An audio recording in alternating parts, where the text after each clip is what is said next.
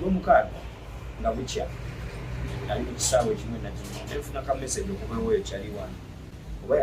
yali agenze mu vumbula olumbe gye lwamukubira n'akomawo wano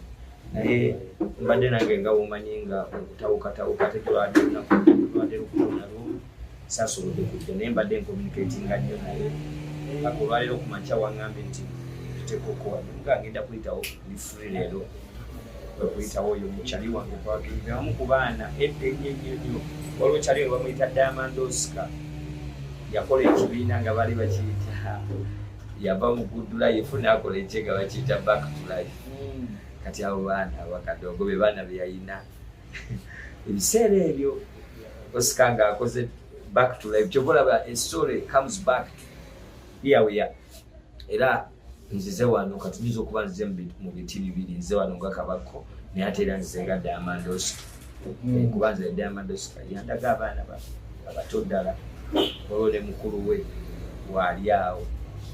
yabandaga nga bato naye ndawa kati musajja bakugambe nange nkuza kati ensiibo etulaga nti era nsaba Allah subhanahu wa ta'ala kyonna ekimuluma kyesimanyi naye nkinsanyusiza nsanze omusawo nandaga manye musawo omulaba aseka omanya n'omulwadde muki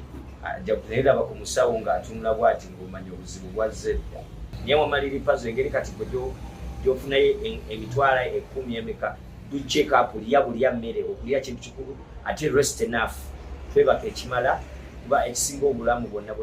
olaba n'okwebaka Katonda yakutonda nga ddagala era ekikyasinza okunyuma buli omu kyamanyi ekyasinza okunyuma kwebaka kuwoma musajja yadi n'ate omugambe yeebake nakole kano kalango eri kuba yindi mikwano gyange let's do check ups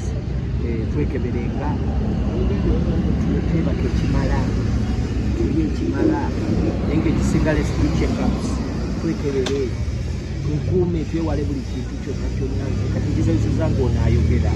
naye kati waliwo abatayogera bensabira Allah subhanahu wa ta'ala abalwadde bonna gye bali era mbasabira abantu basuuke olwaleero lunaku lwakubiri naye tumanyi balwadde leero n'abagenzi bange so Allah subhanahu wa ta'ala abasuuse mukwano gwange ayinzaamu amaanyi nti ayogera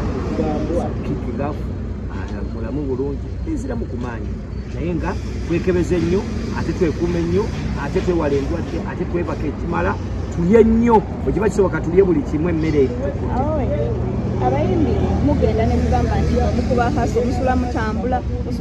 ne mutalowooza ku bulamu bwammwe olw'okuba anti yensonga eyo gye mbagambye tulowooze nnyo ne mbagamba tulowooze nnyo tetulowooza nnyo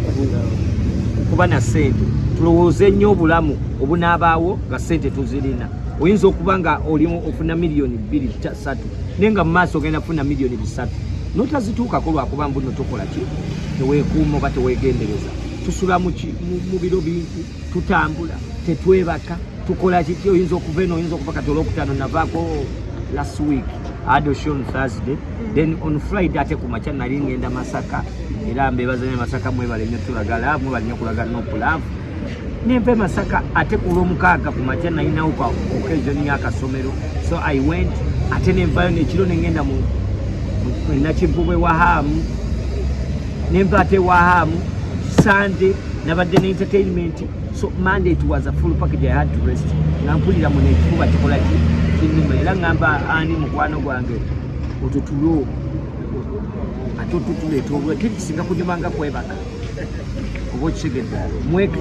mwebake nina mukwano gwange ateebaka liri pazo weebakeko teweebaka osula mbu nkudi osula ozina nkudi weebakeko liri pazo obulwadde ojja kulwala ate ekirwadde ky'obulwadde tekiwona manya ky'obuteebaka ebirala byonna ate kati n'olwepazo gw'olina okwerwanako ennyo nalabye n'olinga kukwata ekigaani epas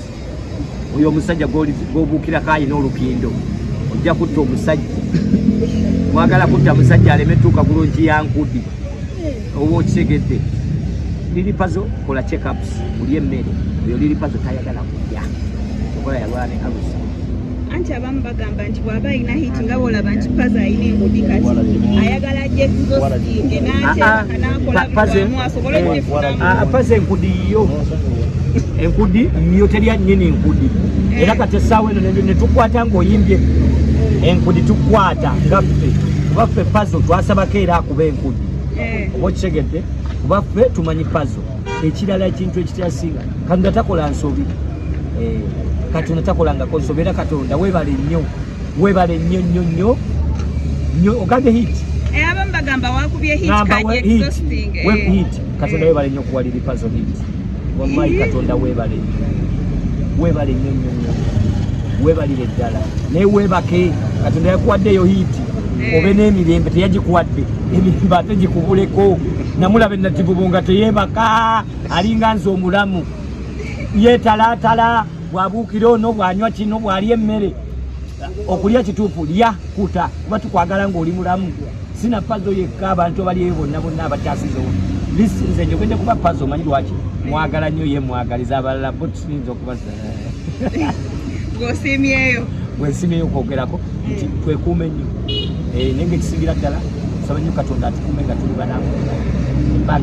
dollars ngono residency oba ava wali eri mu Miami, Florida nga era mutuuze wansi emanyiddwa nga United States of America. Oyo mu kifo kya kusatu wali Jeff Bezos. Mu kifo kyokuna tulinawo Mark Zuckerberg ono muvubuka muto nnyo ali mu myaka 39 omugerageranya ne ndowooza mu myaka mugagga nnyo ng'era azitowa obuwumbi bwa dola 151.2 billion dollars, that is 1.51.2 billion dollars. Ngono mukulu wali eri mu Palo Alto mu California ng'era mutuuze wansi emanyiddwa nga United States of America. Omukulu oyo Mark Zuckerberg. Mu namba 5 tulina Larry Ellison yono musajja mukulukulu ali mu myaka 79 awo era nga azitowa obugagga obuli mu nkadde oba mu buwumbi bwa dola 142.8, that is 142.8 billion dollars. 142.8 billion dollars. Ngono mukulu residence wali eri mu Woodside mu California era nga mutuuze wa United States of America. Ku namba 5 then ku namba 6 omukulu amanyiddwa nga Larry Page ngono mukulu mutuuze wa America era nga residence ava wali mu kitundu ekimanyiddwa nga Palo Alto mu California. Omukulu ono azitowa obuwumbi bwa dola 135.4, that is 135.4 billion dollars. Omukulu Larry Page ng'ajja mu kifo ekyomukaga n'ensimbi ze empitirivu ennyo bwezi kyo. Ku namba 7 tulina Warren Buffett. Warren Buffett ono musajja mukulu ali mu myaka 93 ng'era mutuuze wa USA oba United States ava ali mu kitundu ekimanyiddwa nga Omaha, Nebraska mu US. Ono mukulu azitowa ensimbi eziri mu 131 billion dollars. 131 billion dollars. Warren Buffett sente mpitirivu nnyo nga bw'owulira. Abakulu abo bagagga nnyo bazito nnyo nga bw'owulira. Ku namba 8 tulina Sergey Brin ono alina emyaka 5 ng'era mutuuze wa USA oba United States of America ng'era ava mu kitundu ekimanyiddwa nga